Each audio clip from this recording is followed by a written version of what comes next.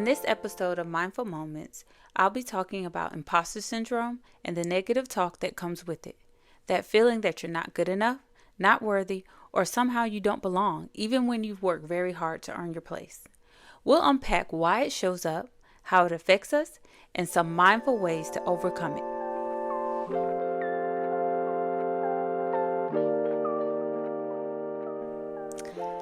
Hello everyone, and welcome back to Mindful Moments with Dr. Evelyn Davis. Today I want to talk to you about imposter syndrome.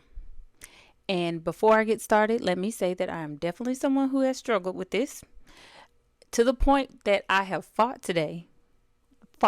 really fought those feelings just to deliver this episode to you. So I hope that you enjoy. For those who know exactly what I'm talking about, this episode is for us. Today, we are taking steps to get rid of the feeling that you are not good enough, not qualified, or not worthy of the seat that you're sitting in, even when you work hard to get there. When I say that I have felt this so many times in different areas of my life, I honestly, yes. This feeling has come up at work, in parenting, and even singing at church. And if I'm totally being honest with you, I did not realize this was an issue until I was applying for a new career opportunity. And it wasn't until I was looking at all of my accomplishments and the experience that I had on my resume that I realized that what's really going on here. Because the evidence was right in my face, and I still struggled to believe that I was worthy in those moments. Not now, but in those moments, that's how I felt. If you can relate, I want you to know that you are not alone, which is the reason why I wanted to create this space to talk about this situation. For those who may not have heard of it, imposter syndrome is basically doubting your own accomplishments and feeling like a fraud, even when the evidence says otherwise. For me, it often shows up as negative self-talk. Those thoughts of, I'm not qualified, or maybe I should just give up. Or even, maybe I shouldn't start a podcast because no one's going to listen to it anyway. These thoughts feel real in the moment, but they are definitely not the truth. They're the trick of the enemy is what they are. They're also stories we tell ourselves, and if we don't challenge them, they can hold us back from living to our full potential and making bold moves. It also manifests as anxiety, that constant internalizing everything, and sometimes suffering in silence. In social situations, it may cause us not to speak up or even overthink our responses out of fear of sounding stupid. This happens for a few reasons. For some, it starts with family upbringing.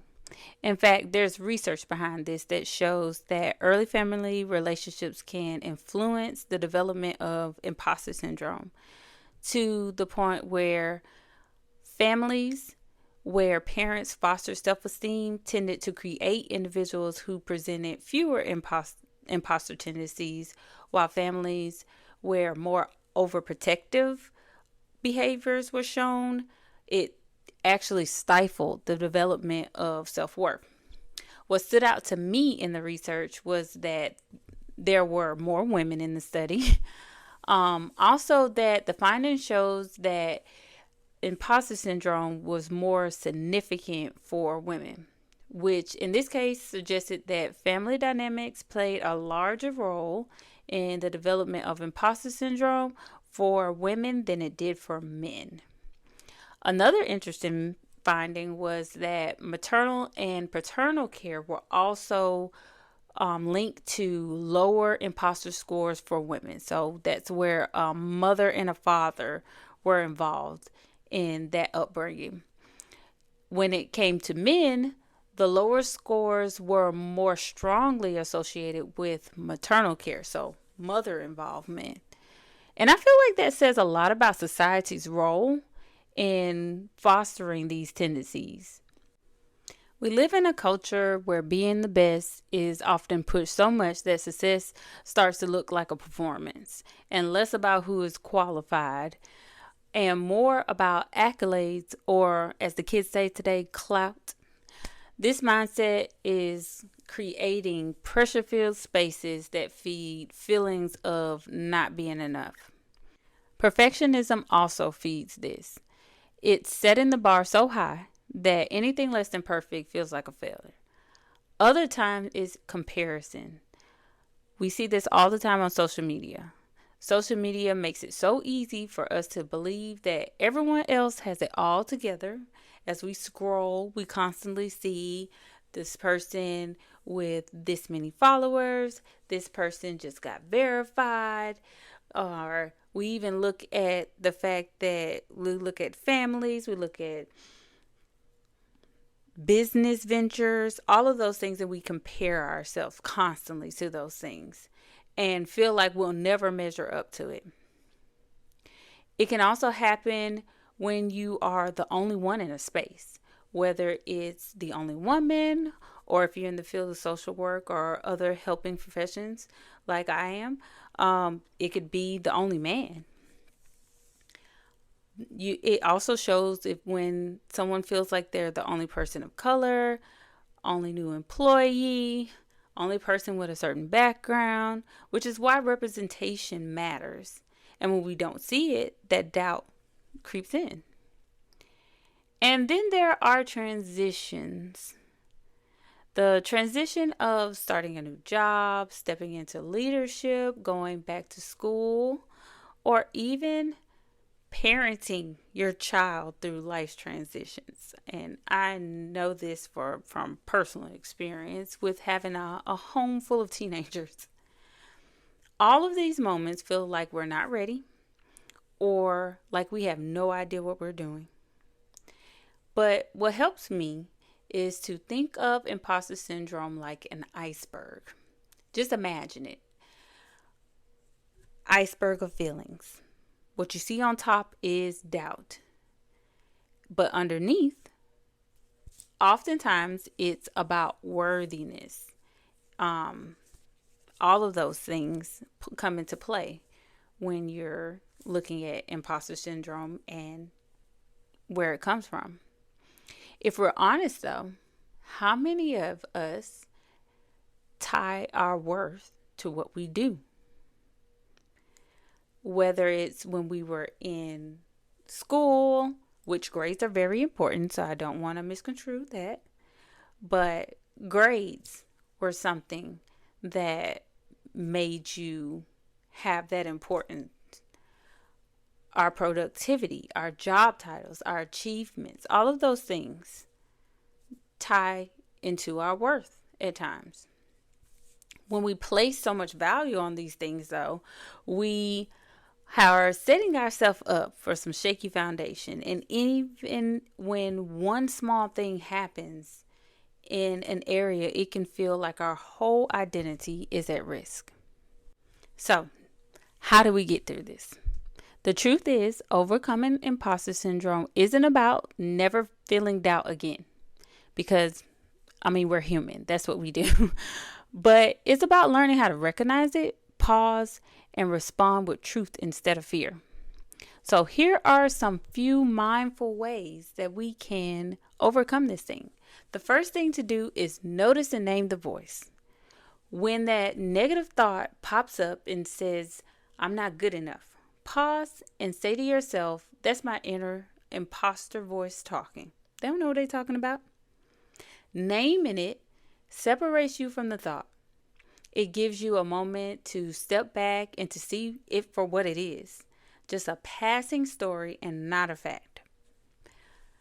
Next, you can reframe the self-talk. Thoughts like, I don't deserve this, or I'm not smart enough.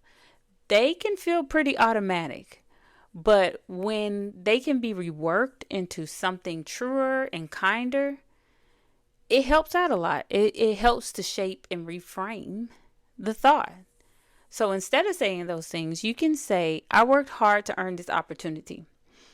Or you can say, I'm still learning and that's okay. You're replacing shame with self-compassion, and that's where confidence starts to grow. Also, check the evidence. Do like I did and look at your resume and look at it often so that if there's any doubt, you are reminding yourself that you are that girl or that guy. You can also keep a success journal. So what this is you writing down your accomplishments, any kind feedback, any compliments that you've received, and any moments that you felt proud. So that when doubt creeps in, you can revisit what's written there and you can see something that's tangible and that's a reminder that your growth is real and that you've earned your place.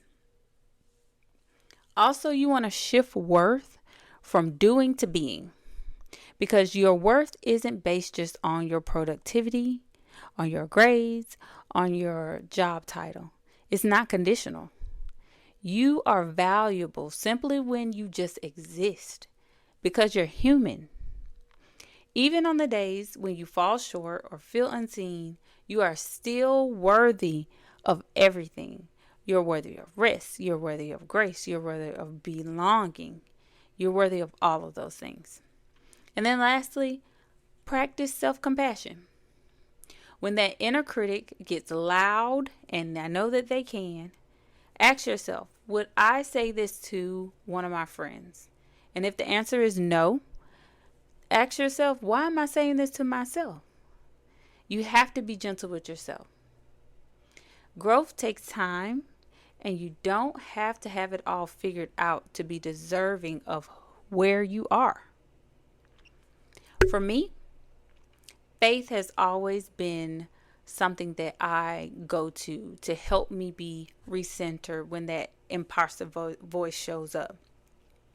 Two of my favorite scriptures, I'll tell you, that I use are: one, cast your cares on the Lord because he cares for you. That comes from 1 Peter 5:7. And then I can do all things through Christ who strengthens me. That one's from Philippians 4:13. Those verses allow me to breathe, release whatever weight that I'm trying to carry, and remember that I'm equipped for the task. If there's nothing else that you take from this episode, I want you to remember this. Having imposter syndrome does not mean that you're unqualified. In fact, it means the opposite. It means that you care. It means that you want to do well.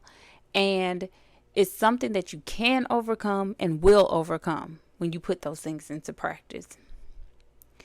And as you continue to grow, know that your worth doesn't depend on what you do or how much you accomplish or even how perfectly you perform. Your worth is already established. It's rooted in who you are and who God created you to be. Okay, so before I close, I want you to do something for me. This week, when you have a negative thought or it pops up in your mind, I want you to try reframing it into something more truthful and more kind towards yourself. Also, use at least one of those practices that we talked about to push out any anxious thought that you may be wrestling with. And use it to invite in self-compassion. Remember that you're not just good on paper. You're good just as you are. Thank you for joining me today on Mindful Moments with Dr. Evelyn Davis. If this show spoke to you, please subscribe, share, or leave a quick review. It really helps others find the show. If you have ever struggled with imposter syndrome or negative self-talk, I'd love to hear your thoughts. You can connect with me on Facebook or Instagram at 413CS. And if you like a simple way to practice kindness towards yourself, listen to the companion mini episode on self-compassion mindfulness. It's a short exercise you can use at any time when you need to slow down, breathe, and remember that you are enough. Until next time, keep practicing and stay mindful. You can find this podcast and past podcast episodes on Podbean. You can also listen on Apple Podcasts, Spotify, Amazon Music, and iHeartRadio. Be sure to follow so you don't miss any future episodes.